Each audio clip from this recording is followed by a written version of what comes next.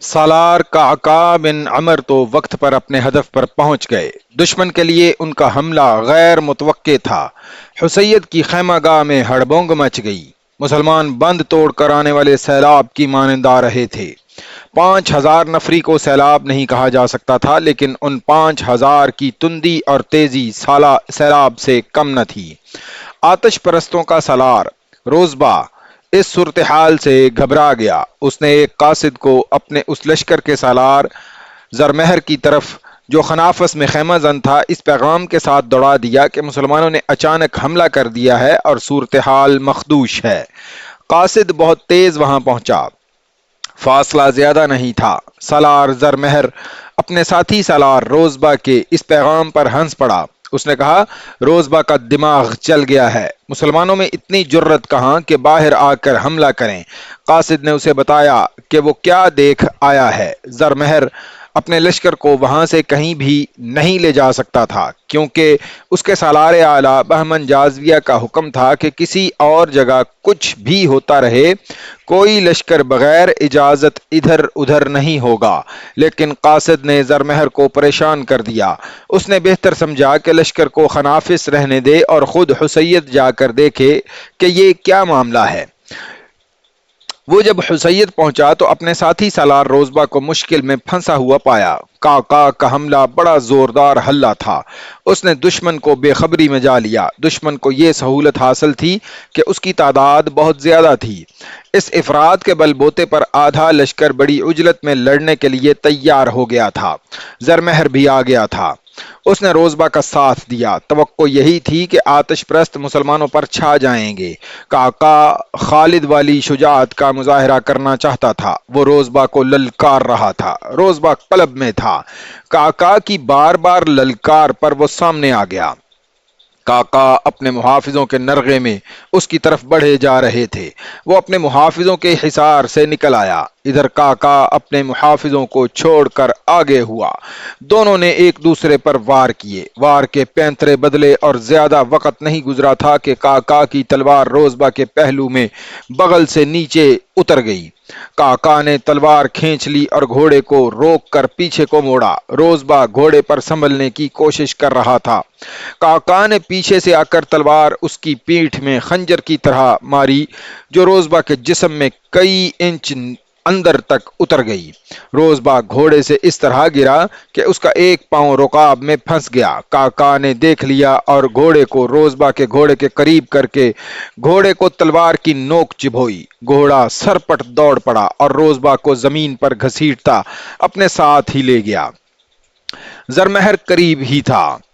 کسی بھی مورخ نے اس مسلمان کماندار کا نام نہیں لکھا جس نے زرمہر کو دیکھ لیا تھا اور اسے للکارا تھا۔ زرمہر مقابلے کے لیے سامنے آیا اور اس کا بھی وہی انجام ہوا جو اس کے ساتھی روزبا کا ہو چکا تھا۔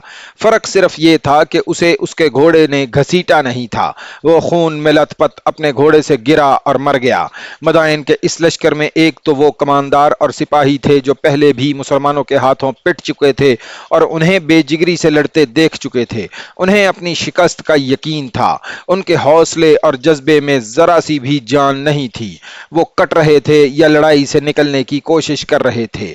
جازویہ نے جن نوجوانوں کو بھرتی کیا تھا وہ تیغ زنی، تیر اندازی وغیرہ میں تو طاق تھے اور ان میں جوش و خروش بھی تھا، لیکن انہوں نے میدان جنگ پہلی بار دیکھا تھا اور مسلمانوں کو لڑتا بھی انہوں نے پہلی بار دیکھا تھا۔ انہوں نے تڑپتے ہوئے اور پیاس سے مرتے ہوئے زخمی کبھی نہیں دیکھے تھے۔ زخم خوردہ گھوڑوں کو بے لگام دوڑتے اور انسانوں کو کچلتے بھی انہوں نے کبھی نہیں دیکھا تھا۔ اب انہوں نے اتنی غارت گری اور اتنا زیادہ خون دیکھا کہ زمین لال ہو گئی۔ انہیں ان پرانے سپاہیوں کی باتیں یاد آنے لگیں جو مسلمانوں سے لڑے اور بھاگے تھے۔ اب وہ سپاہی زخمی ہو کر گر رہے تھے یا بھاگ رہے تھے۔ نوجوانوں کے حوصلے جواب دے گئے۔ تلواروں اور برچھیوں پر ان کی گرفت ڈھیلی پڑ گئی۔ آتش پرستوں کے لشکر کا حوصلہ تو پہلے ہی ٹوٹ رہا تھا۔ انہوں نے جب دو نعرے سنے تو وہ فرار کا راستہ دیکھنے لگے۔ خدا کی قسم، یہ کسی مسلمان کا نعرہ تھا۔ زرتشت کے پجاریوں کے دونوں سالار مارے گئے ہیں۔ یہ للکار بلند ہوتی چلی گئی۔ پھر دشمن کے اپنے سپاہیوں نے چلانا شروع کر دیا، روزبا اور زرمہر ہلاک ہو گئے ہیں۔ اس کے ساتھ یہ للکار بھی سنائی دی، خالد بن ولید آ گیا، خالد بن ولید کا لشکر آ گیا۔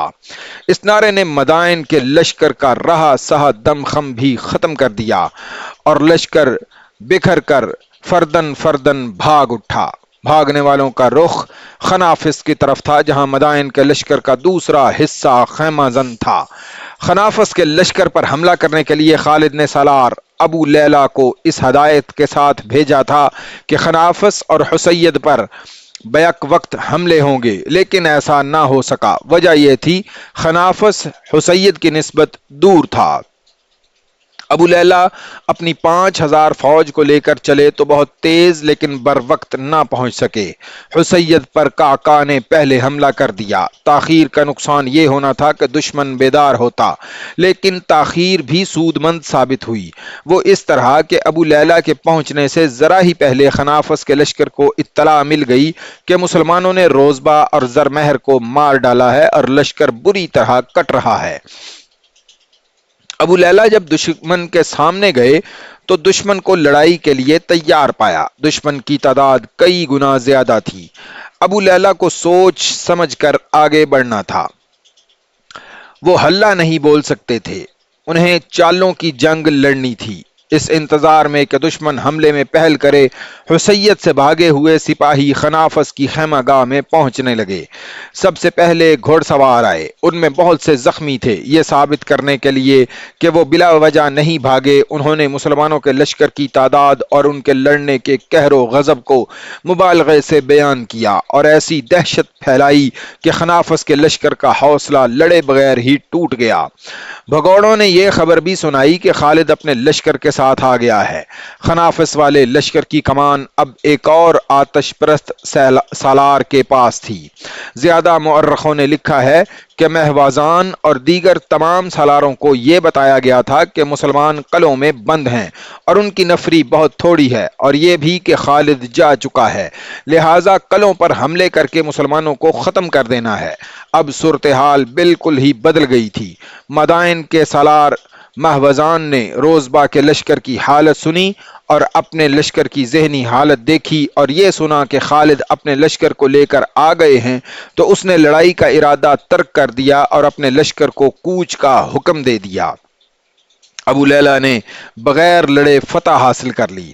اس نے اپنے 1-2 آدمی مہوزان کے لشکر کے پیچھے بھیجے کہ وہ چھپتے چھپاتے جائیں اور دیکھیں کہ لشکر کہاں جاتا ہے۔ خالد عین التمر میں تھے۔ انہیں پہلی اطلاع یہ ملی کہ حسید کا لشکر بھاگ گیا ہے۔ بہت دیر بعد ابو لیلہ کا بھیجا ہوا قاصد خالد کے پاس پہنچا اور یہ خبر سنائی کہ خنافس والا لشکر بغیر لڑے پسپا ہو گیا ہے اور مزیح پہنچ کر عیسائیوں کے ساتھ جا ملا ہے۔ وہاں جو عیسائی قبیلوں کا لشکر جمع تھا، ان کی کمان حزیل بن عمران کے پاس تھی۔ اس طرح مزیح میں دشمن کا بہت بڑا لشکر جمع ہو گیا تھا۔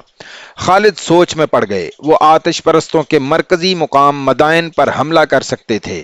مدائن فارس کی جنگی طاقت کا دل تھا۔ خالد نے سوچا کہ وہ اس دل میں خنجر اتار سکتے ہیں یا نہیں۔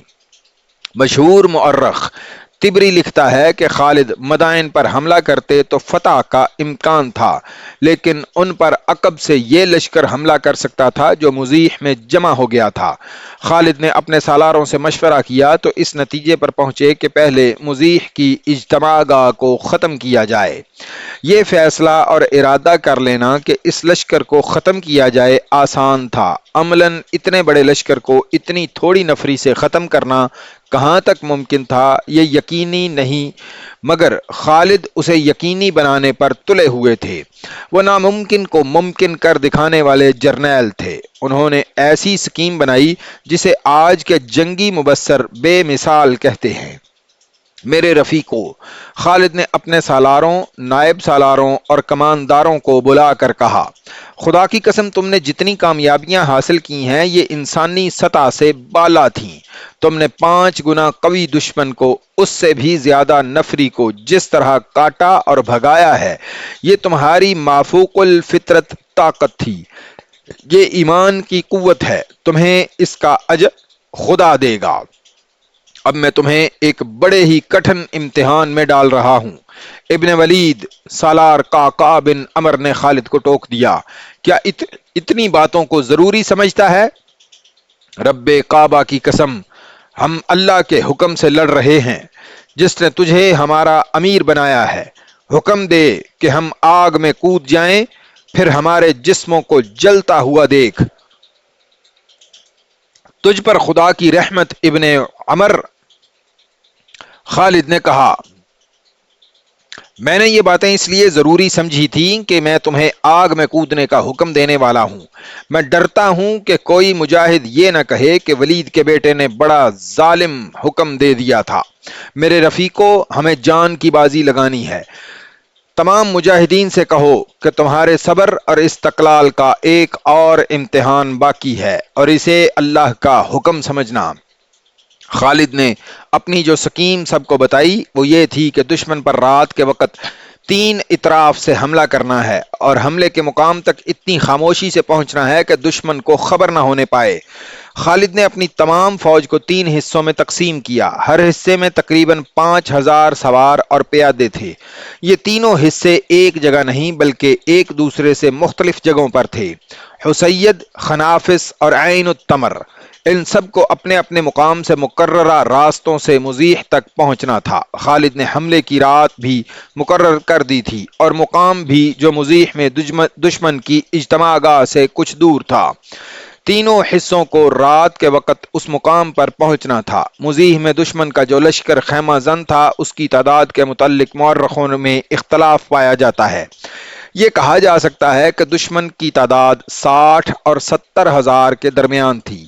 اس پر حملہ کرنے والے مجاہدین کی تعداد صرف 15,000 تھی۔